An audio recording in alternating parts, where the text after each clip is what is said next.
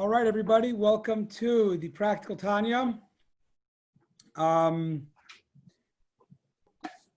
we only have 45 minutes, and I believe I prepared well enough that we can concentrate a lot of gems into those 45 minutes. So I'm going to quickly remind you that last time we met was chapter 17. And that really ended a segment of Tanya. I'm going to pull up on my screen a slideshow.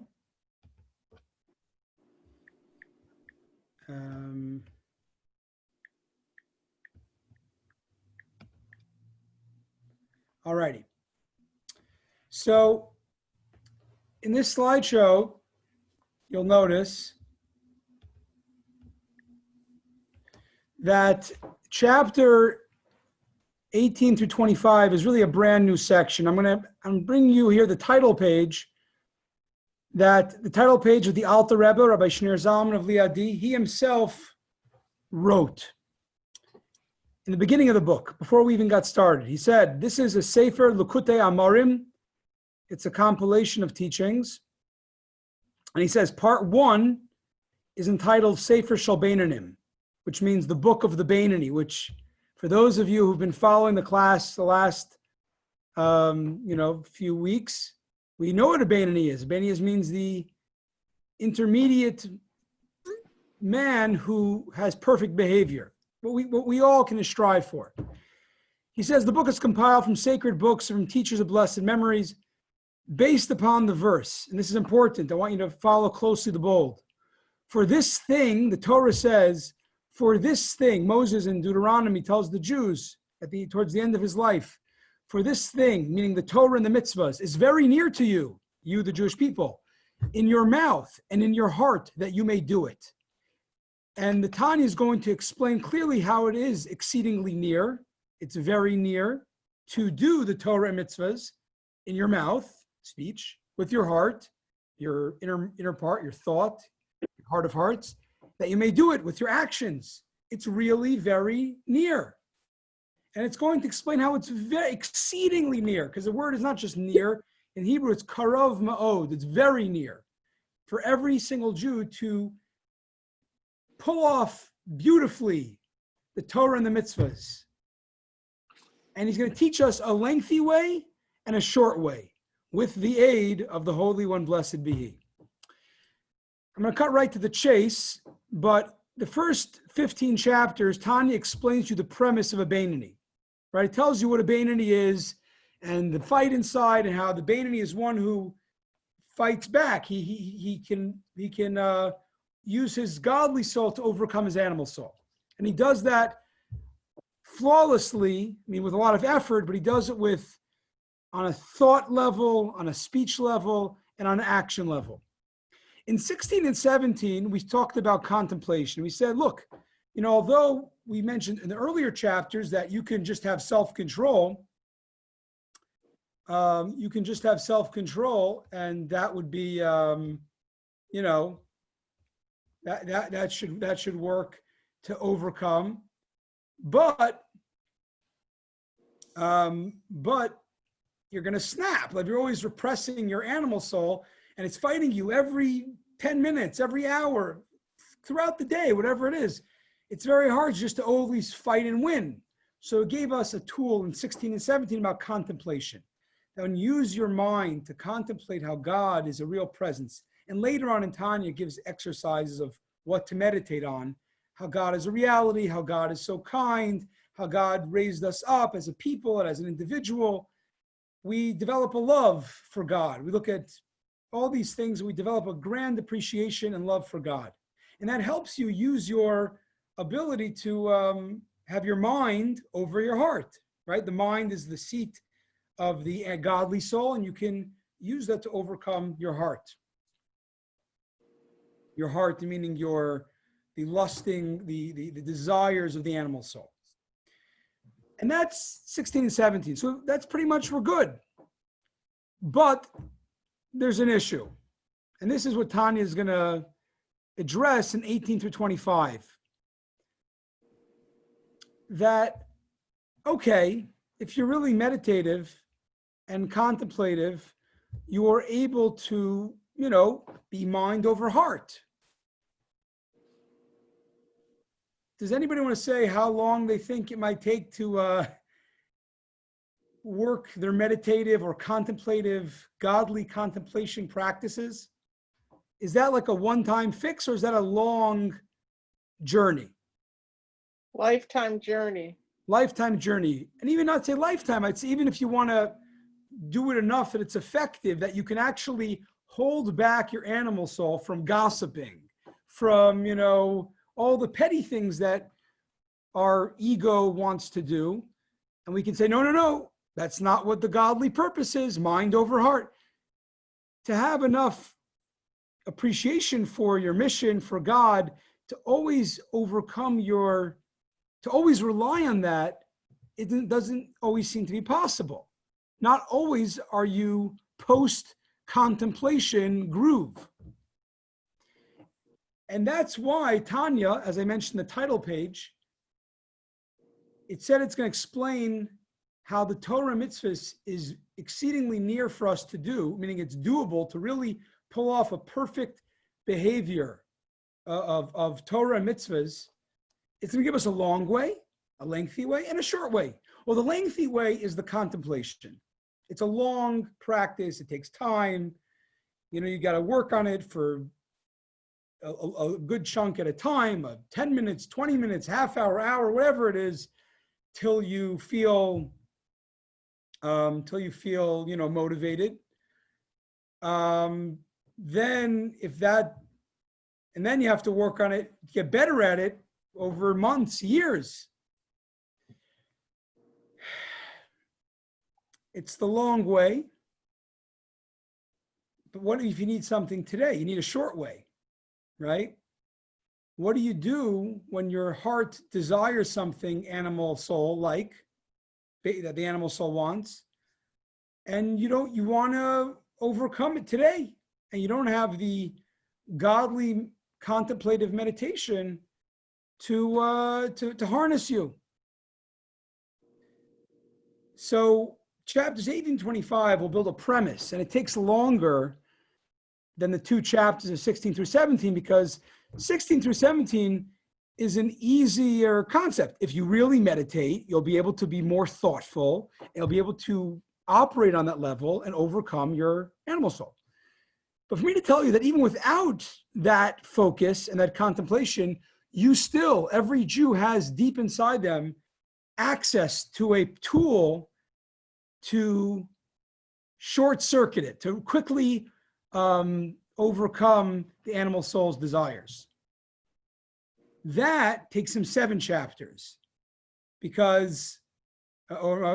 chapters, because that's a radical concept that there's a certain tool he's going to explain here, a certain built-in, intrinsically hardwired tool that you have, which is to be connected to God through mitzvahs.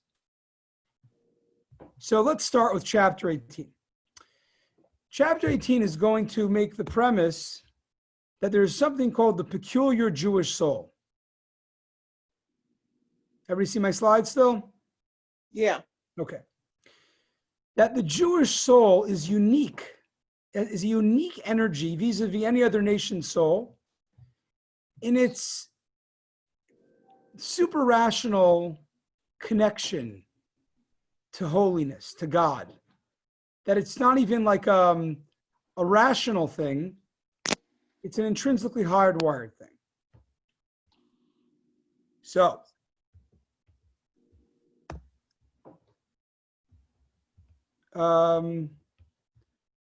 before we start the chapter, let's have a look at what some prominent non-Jews have said about the Jews. We had a chat here. Oh, soul to a convert, great question. A soul to a convert in Judaism is looked at if they go through a proper conversion, sincere, according to Torah mitzvahs and so on, that deep down at some, I don't know what you call it, recessive gene level, they had a connection to Judaism. It just had to go through a unique journey till it was activated through the conversion process.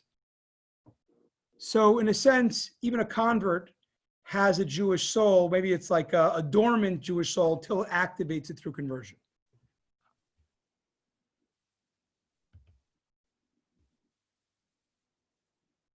Yes. Okay. I'm going to stay on topic because I want to cover a lot of ground. So about Hebrew. Yes, the founding fathers were very, very religious.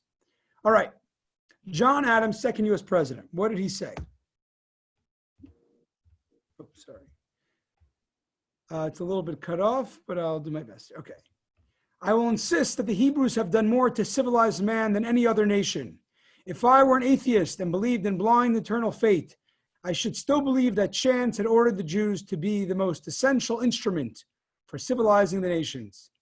If I were an atheist to the other sect, who believed or pretended to believe that all is ordered by chance, I should believe that chance has ordered the Jews to preserve and propagate to all mankind the doctrine of a supreme, intelligent, wise, almighty sovereign of the universe, which I believe to be the great essential principle of all morality.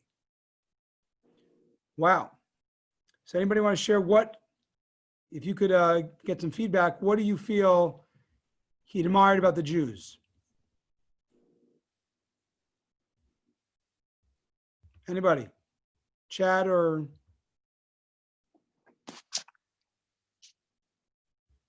Well, the way people are treated.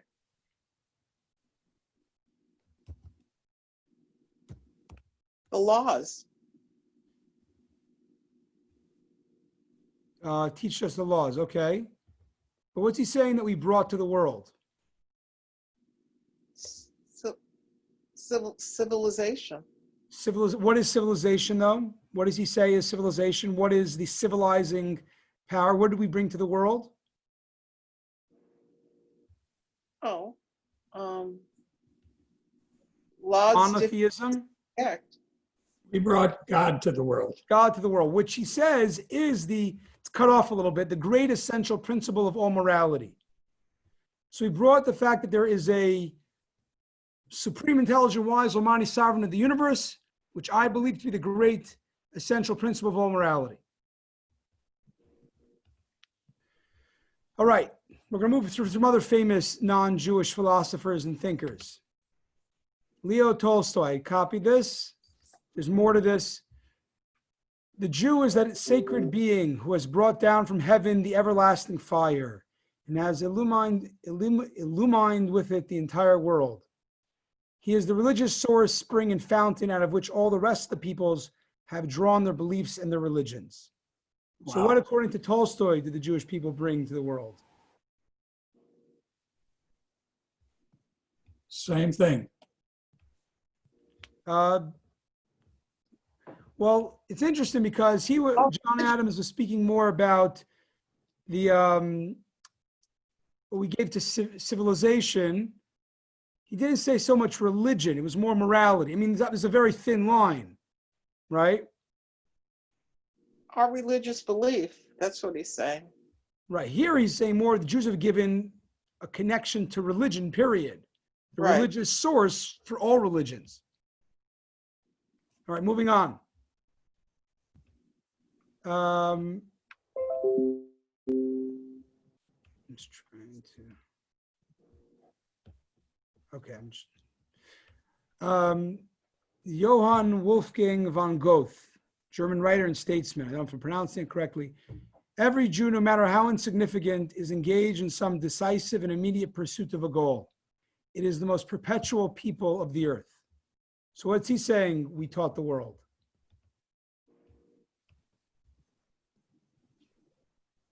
Anybody? How to pursue a goal. Pursuit of a You mitzvah. know that being driven, you know, today we take it as like something special, a given of civilization, progress. It wasn't such a given years ago. People believed in like a cyclical destiny of the world. You can't really progress but here he's saying that we can be, the Jews are very perpetual, very motivated. We bring a certain drive to the world. Okay, William Rees-Mogg. He was a British journalist, editor of the Times, passed away in 2012.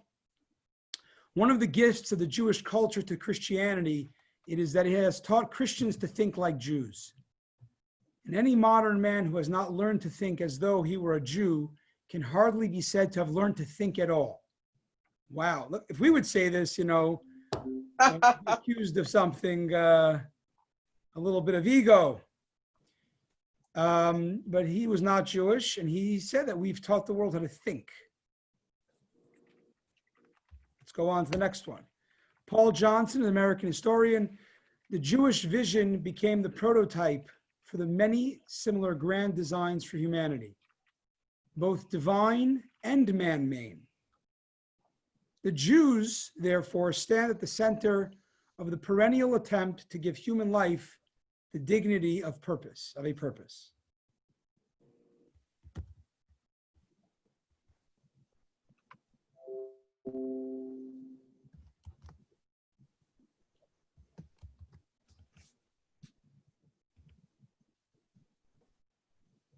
You thought Goethe was anti-Semitic? Could be, I don't know. I'm not, I got this from online. So, but even if he's anti-Semitic, he obviously noticed something. Maybe he was just jealous. I heard a great line about anti-Semite, the definition of an anti-Semite. They say the definition of an anti-Semite is someone who hates the Jews more than they deserve to be hated. It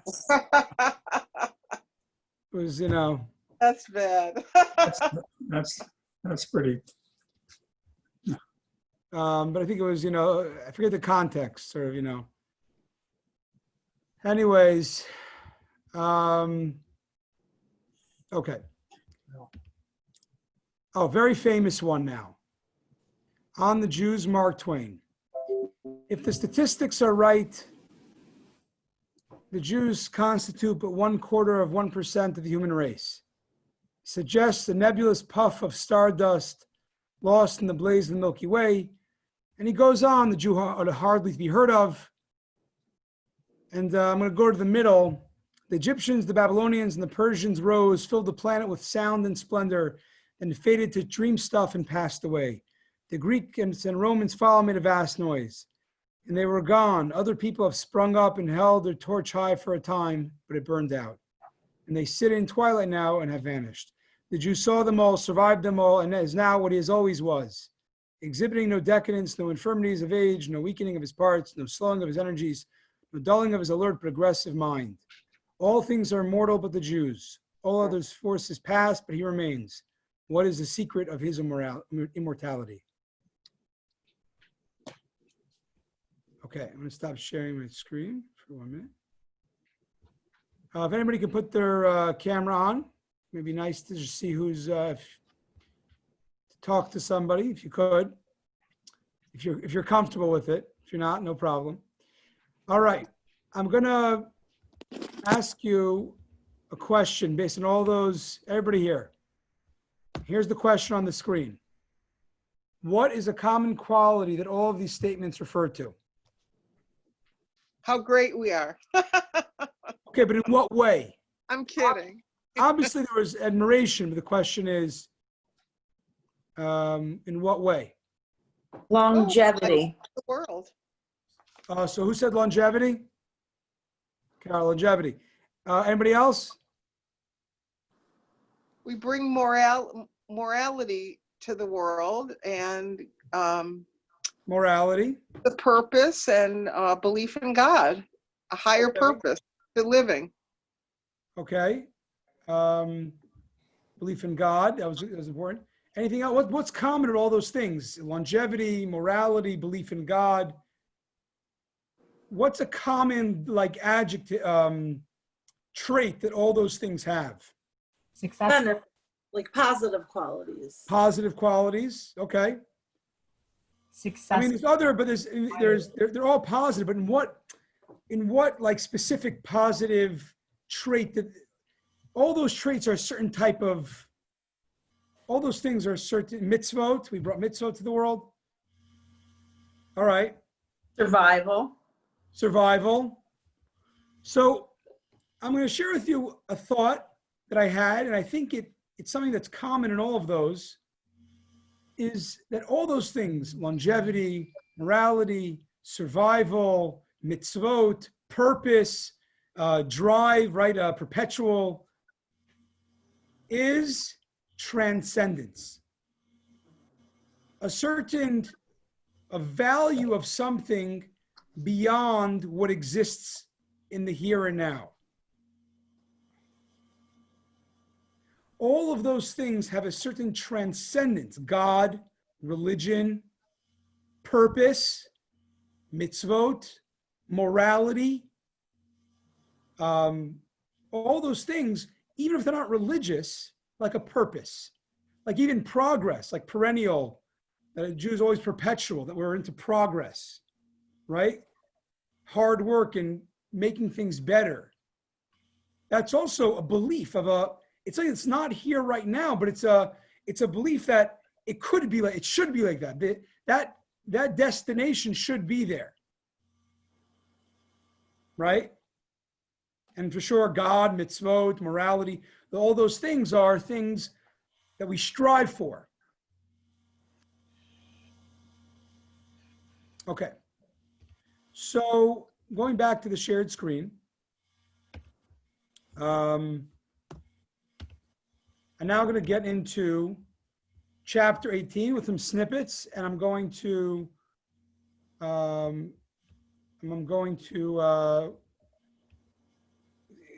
there's a quote from chapter 18 by raise of hands who read chapter 18.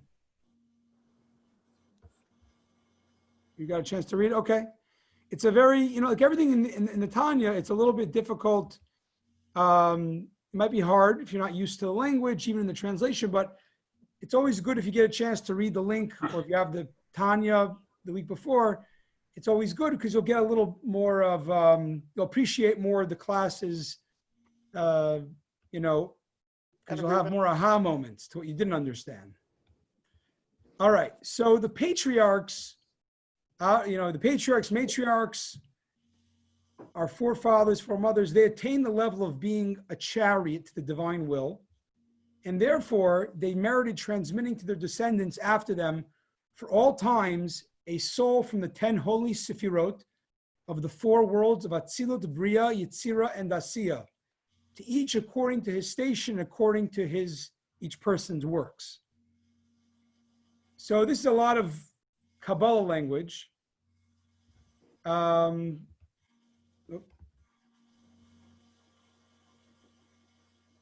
going to just, I'll write on the board so we, all right. So first of all, we're saying that the original Jews, they were a chariot. What does that mean, a chariot to the divine will? Anybody want to take I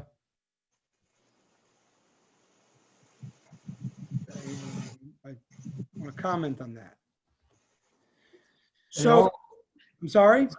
They each, if you start with Abraham, Isaac, and Jacob, and even Joseph, they all had a line of communication to Hashem. And that's, I don't know how else unless they were by chariot, they could have also been the vehicle through which God shaped creation. So they're like a prophet. The prophet is the vehicle how God gives his message. Is that what you're saying? That's probably what Okay.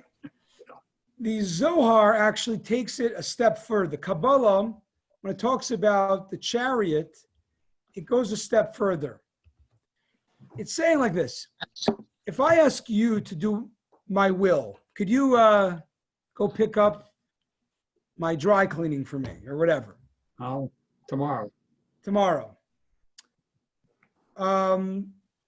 Okay, that's my will. It's not your will, but you'll do a favor for me. You'll bend your will to my will to go, pick up my dry cleaning. Or for anybody, you have your own will. You're able to help others. But a higher level, we know with certain relationships where, let's say, a very close relationship with somebody, a friend, a relative, that their will becomes your will. You actually appreciate them so much that their will is your will. So when we say that the patriarchs were a chariot is like a car, right? It's a car. It's not a self-driving car. It's a regular car. Back then, that was the fancy car of its time. A chariot has no will of its own. It's just a vehicle for the rider's will. The rider pulls the horses that way, the chariot goes that way. That way, it goes that way. A car, you power steering, a little turn, it goes that way. The car, you pull that way, that way. The patriarchs became so aligned with, not just with monotheism, but with what does God want from humanity and from them individually, living their lives in a virtuous, holy way, that they became a chariot, that they actually reached a certain spiritual level where their will was God's will. Like if they had an urge, we spoke about the tzaddik, right? The righteous. The tzaddik doesn't have the rare tzaddik. The patriarchs were a rare tzaddik. They worked for it though. That the rare tzaddik who doesn't have an animal soul to want something selfish. All you want is the godly soul. That was them. They worked hard. Abraham went through 10 tests till he became he just wanted God's will. As an example of how Abraham worked so hard, he had the 10 tests, right? He had to leave his home place to go where God will show him without knowing where that will be. He had to go fight to save his nephew from the kings of Sodom and Gomorrah. It's not the kings, the other kings that captured his nephew Lot. And the biggest test of all, what was the biggest test of Abraham, of Avram? Isaac. Isaac, the binding of Isaac on the Akedah, the altar, which is in Hebrew, the Akedah. So it says that when he came he had no interest, he did not want to go slaughter his son. It's a very troubling story why he listened. But listen to one thing that Abraham had he actually his whole life was going against pagan idolatry, that you can do child sacrifice. And here God says, everything that I've taught you and you've been, teaching others, well, go against that. But that's against my whole fire being. But because God said to him, he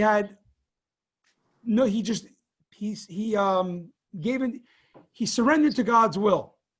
And it says interesting language when he went up on the altar. It says he sent forth his hand to take the knife and slaughter Isaac, right? What do you mean send forth his hand? You send forth a package.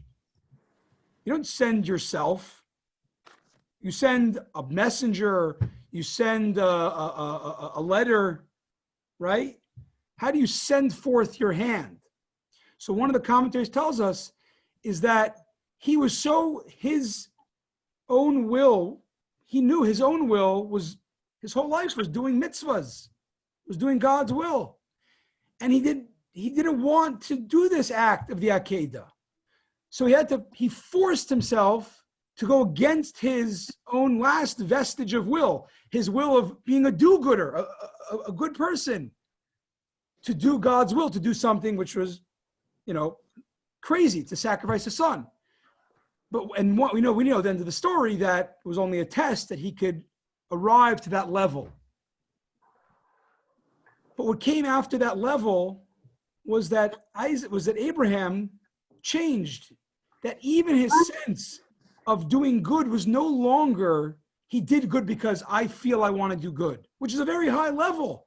Alavai, we all would do good because we feel like doing good, like Abraham felt like he was doing good. He ended up doing things. He proved that he will only do anything, whether good, whether even a heinous thing like slaughtering his son. It's God's will. And God said, by the way, I have no interest in you ever killing anybody. So now go do mitzvahs, not just because you do good, or you realize the beauty of them and how good it is, but he's doing it because he's a chariot to God's will, which is a whole different power of good on the world. I had some, maybe this is not the point. I'll catch you another time. I have some other questions. I know that story itself needs its own class, so we're gonna have to save some of those classes. So moving on, we spoke about that the Sfirot are, God sort of interacts with the world, the creative powers. But Abraham, his soul almost achieved a level, a spiritual attainment. It mutated to becoming a chariot to the divine will, to being super rationally, intrinsically hardwired to doing the divine will. And this is the important thing for all of Abraham's descendants. All of us, there's three patriarchs, four matriarchs. Then there's the 12 tribes. Well, why are the tribes not called patriarchs also? They're pretty ancient. The answer is that every Jew comes from the patriarchs and matriarchs. We don't all come from all the same tribes. Some of us might come from Judah, some might come from Levi, some might come from Zevulun, whatever it is. But we all are Jewish by way of our, whether physical ancestors or in a convert's case, spiritual ancestor, the patriarchs.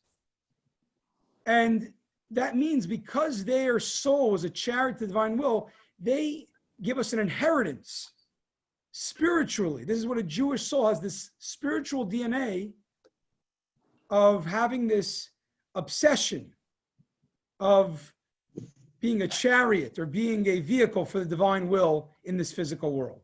All right, here's my question then. Yes. Is there really something intrinsic about being the Jew, or is it because the Jew trains his children in a special way? Well, it's a very good question. God actually told Abraham, I love Abraham because he will train his children to do kindness and so on.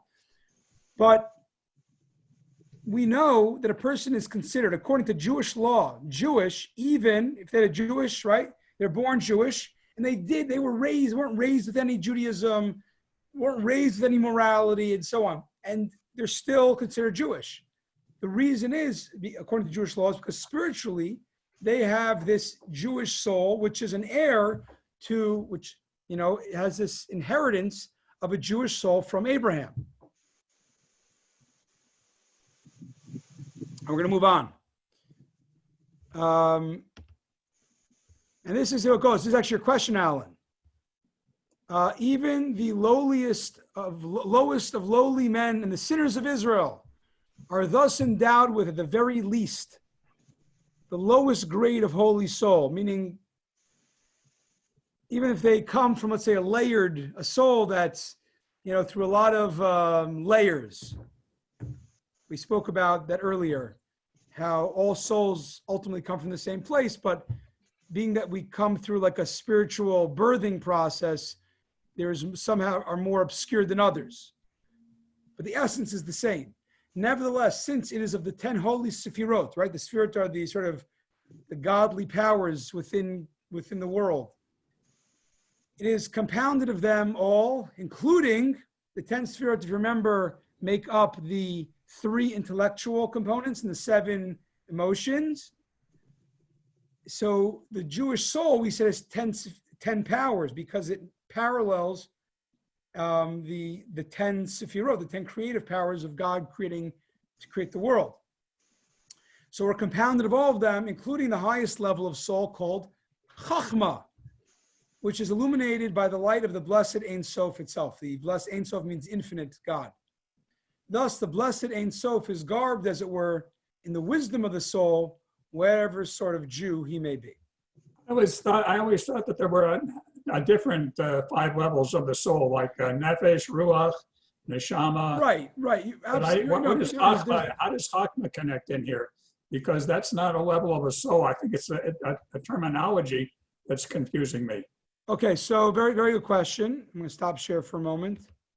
Look, this terminology is, it's a whole lexicon, but you're absolutely correct. There are 5 levels of the soul. What's the highest level of the soul called? The highest level of the soul is called Yechida, which means the what do you call it? The highest essential level of the soul connected to God.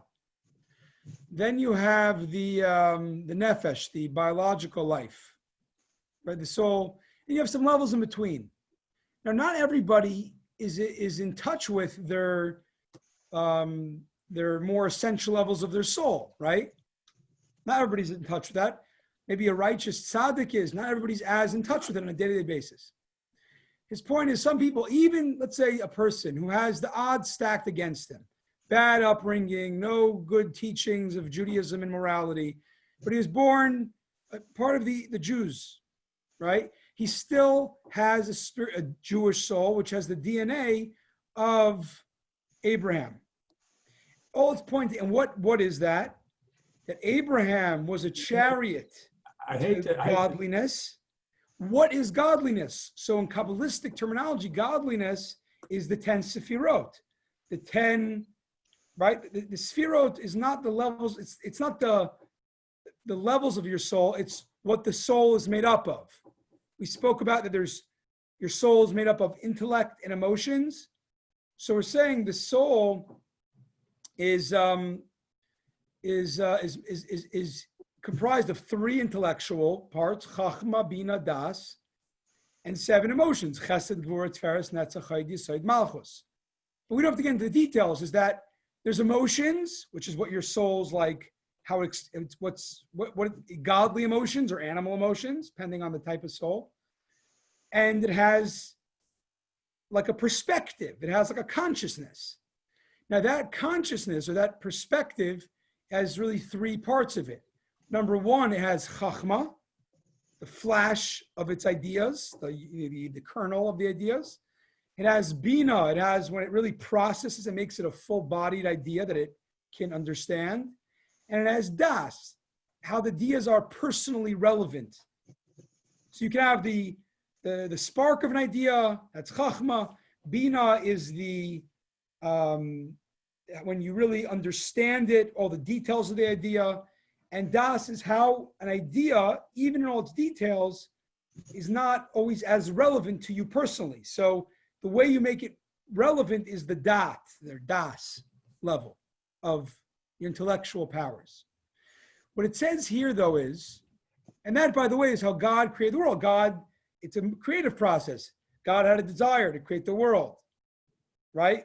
Processed it. I mean, it's not literal. This is all metaphorical, but the creative process, you have an idea, you think it through, you develop it into details, you get personally, emotionally involved in it, you develop then emotions, right? You find it relevant, then you have emotions, you want it, you don't want it, you this, you that. That's a creative process. And that's a metaphor given for God creating the world, the 10 sefirot, the 10 steps of creative process. Now, the truth is, Chachma is translated as wisdom, but it's not really wisdom.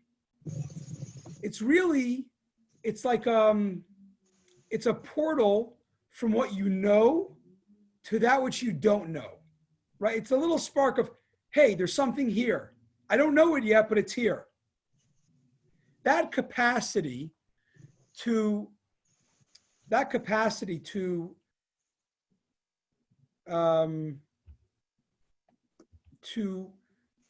have openings to things that are not yet, you don't really understand yet, is called Chachma. And I'm going to show you, let me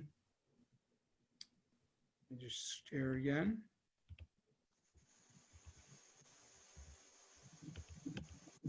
I'm going to show you about Chachma inside this chapter of Tanya. Okay, so Chachma is the source of intelligence and comprehension. It's not the intelligence, it's the source of intelligence. And it is above Bina. Bina, I said, is the second level when you're understanding, which is intellectual understanding and comprehension. Note the etymological composition of the word Chachma. See the Hebrew? It's actually backwards. I'm sorry. It's a mistake here. Koach ma. If you take the word Chachma, it's Koach ma, which means the Koach means the potentiality. Ma, what's ma? What? The potentiality of what is. Meaning that which is not yet comprehended, understood. It's just it's the faculty where you can sense something is here that is beyond you at the moment. You might get it as you probe in more, but it's still, you relate to it and you have an ability to relate to it even before you understand it or grasp intellectually. Consequently, there is vested in it the light of the Ein Sof. Ein Sof means the infinite one, blessed be he, who can in no way be comprehended by any thought. Meaning, we all have all these abilities, but particularly the top one, the top of the 10 sfirot is Chachma, right? The Eureka, the faculty of comprehension, the faculty of what is. There's something here. I feel it. There's something beyond me. That's Chachma. And because Abraham, again, he was a chariot to the divine will, all the 10 sefirot, all the way God relates to the world. Abraham had total surrender of will and became one with that, with God's will. Our being is Abraham-like to some degree, our soul at least. We have an animal soul that pushes it back against it, but the godly soul has this longing it has this power of chachma, of something is here. And therefore, what's the something? The something is not, I'm actually going to go back a second. The something is not, oh, I'm about to discover the formula, how I understand how God is A plus B equals C, and God it must be in creator. Because many people ask, I wish I could have faith. You know, you have faith. I wish I could have faith. But the truth is, as much as one will understand, there are always levels of God's ways, and God's reality is infinite. So even if you really understand intelligent design or whatnot, there's a level of God's immanence that is going to be above us. And how do we relate to that? Is it just beyond us? And the answer is we actually do relate to that. The power of faith comes from the chachma of the soul, from the faculty of what is that we all have. So you don't have to, when a person says, well, if I could really understand God, I would believe in God. But understanding is important as much as you can do. But there's another faculty of faith that's bina. Chachma is the faith power of the soul, that it realizes there's something beyond me. Something that even if I'm a great theologian, there will still be something beyond me because God is infinite. And we all have access to that. So faith actually, we need to exercise our chachma, not our bina. And therefore he makes a very radical statement, we're going to talk about it in a moment. Hence, every Jew, because they have this, right, this soul that came from Abraham, man or woman, learned or illiterate, and the reason it brings woman is only because back then women didn't have a schooling. So even someone is saying that didn't have, a great theological, rabbinic education, every Jew believes in God, since faith is beyond understanding and comprehension. For, and he quotes from, I think, Kohelet, the fool believes everything, but the prudent man understands.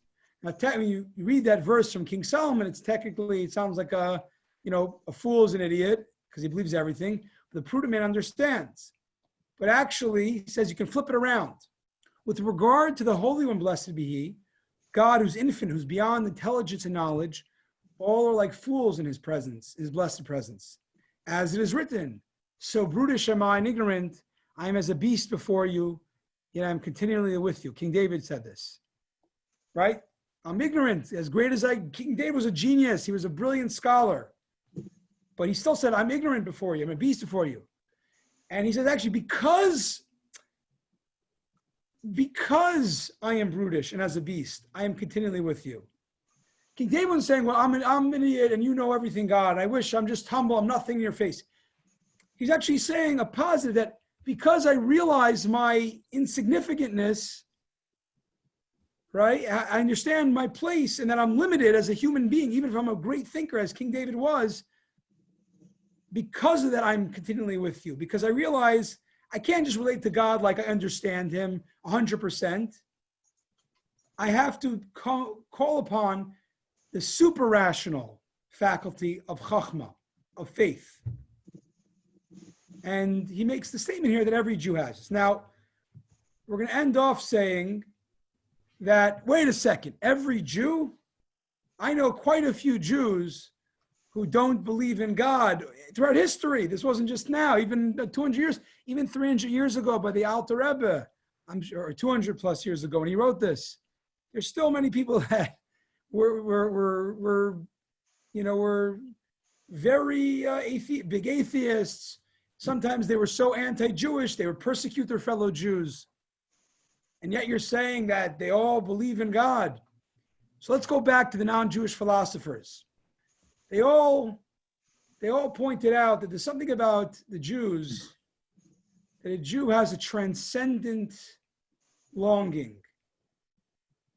They bring something beyond the way the world will be. If you take the Jews away, what would be missing? John Adams says there'd be a lack of morality and civilization. The other says we would have not learned how to think properly. We wouldn't learn, Tolstoy, we'd not have had religion the way religion is. I forget who it was, says the whole idea of purpose, Paul Johnson, the whole idea of purpose, that we have a purpose, that there's something to long for, a goal in life. That's a Jewish concept. And if we were lacking, and if the Jews were there, the world would be lacking in those areas.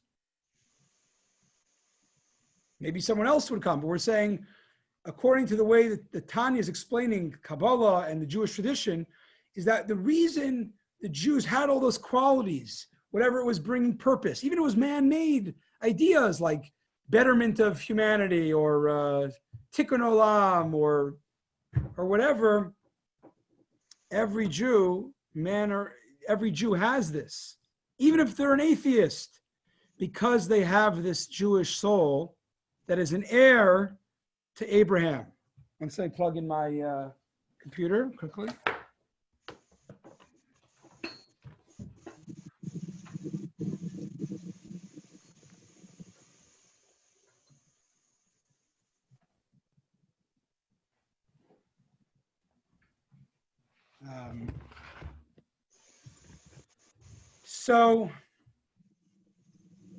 And therefore, many Jews, even if they're not religious, many of them have brought to the world an ism. Could have been socialism. Karl Marx was born Jewish. It could have been, other many good things that they brought to the world. Many technology, advancements, humanities, psychology. It was a heavily Jewish, dominated field. But why did Jews feel this need to contribute and to innovate in this, that? So the Tanya is bringing down, it comes from actually a deep spirituality of the Jew. Because every Jew has the soul, like Abraham, that somehow has is a chariot to the divine will. So we're going to finish off with the conclusion because I have to go in a couple of minutes. I want to take some questions. Conclusion, there is a transcendent impulse in the Jewish soul. We inherit it from our ancestors who mutated into God-searching beings. This means connecting to God is our nature and our inheritance, and therefore very close to us. And by the way, if a person is longing, they're not longing in a way, realizing that it's a godly longing. It's in a way, it's painful because you're searching and searching. You have this drive, you don't know what it is. So that is the conclusion of tonight's class. We'll take some questions before we have to go. I got a 1 minute questions. If somebody converts to Judaism, does that mean that their soul was Jewish before they converted? At some level, at some level, not even it was, let's say it was it was a recessive gene that had to be activated or something. Anybody else? It's a radical, I tell you, I really enjoyed preparing for this class. This is a radical concept and it explains so much. What is a Jew? A Jew is a God-searching being. Even if they don't know it, it doesn't change it. It just is a certain spiritual DNA, a certain mental DNA. And the thing is that a Jew is going to either, start a movement of some sort or not, or some movement or be into something. It'd be very healthy to know where it comes from and to align it with the source of it all, which is a godly seeking. I'm not sure I'm comfortable with that idea. Yeah, I know. It's pretty radical. I don't blame you. Think about it. I have to run to Mincha. I'll catch you guys next week. Feel free to text me or email me. Deb G has a question. Oh, he's got to run. No, I just didn't understand. Do you mean we literally have a piece of Abraham's soul in us? Yes. Or just exactly. You don't have to do anything. Meaning, you should do Torah mitzvahs to get better at it, but it's really a matter of and meditation, all the hard work. But we're trying to see how you already have things in you that are going in this direction, and we're going to develop it more next week as well. I've heard Moses, we each have a piece of the soul. Yes, that too. Yep, yep. All the patriarchs and Moses, we literally have a piece in our soul. Exactly. Wow. Absolutely. Have a great week. I'll see you. Thank you. Be well. Thank you. Good night. Good night. Right.